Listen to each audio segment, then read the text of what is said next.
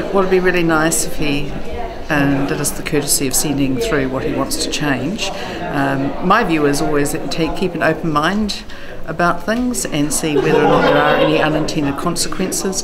We're always willing to support decent legislation that we think is going to help developers and development of property. So let's have a look to see what he's up to. So there is some scope for you supporting changes to the RMA with the government? Well, there's always scope for us supporting sensible legislation. We think is sensible, but often, as we know, there are often unintended consequences. The issue is that David Parker does tend to shoot a bit from the hip and doesn't always consult very well. Do you think he was doing that over the weekend when he was talking about potential I think changes? he was doing quite a lot over the weekend of shooting from the hip, and I think Jacinda Ardern's had to dial it back quite a lot, really. So I think he just needs to if he wants to get support, it's always best to consult and to send us through what he's looking at. But my view is always take an open mind to it and look at we're not the only people with great ideas, although we seem to have better ideas in the government at the moment.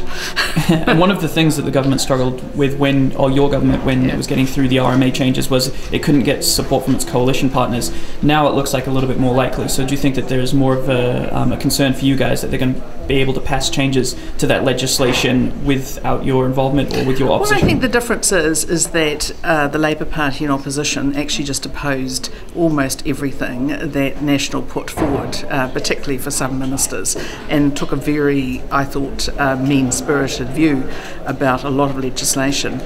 We, of course, don't want to take that view. We want to take a view that if it's good legislation for the country, then we'll do the best we can for the country. We've seen that with the TPP, for instance. That was something that David Parker absolutely advocated against and protested against in opposition, and now suddenly it's the best thing since sliced bread. So were you one of the ministers that they were mean-spirited?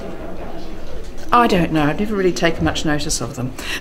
So if David Parker came to you and said, this is what we're planning on changing to the RMA, you would get behind it if it was something that you were... If I thought and the caucus felt that it was the right thing for the country, right thing for the RMA, absolutely. What we wouldn't do is to agree to something we haven't even seen it and it hasn't been tabled in Parliament. And so what were some of those things that could look good look like? Well, we'll wait and see. I mean, I'm not going to do his work for him. He needs to come up and tell me what he wants to do. Are nutrient limits a good idea for the country? Actually, if we had some limits on Labour Party ministers who want to come out and make silly statements during the weekend, that would be a good thing for the country, but I think Jacinda Ardern's onto that. So you think those limits will be silly?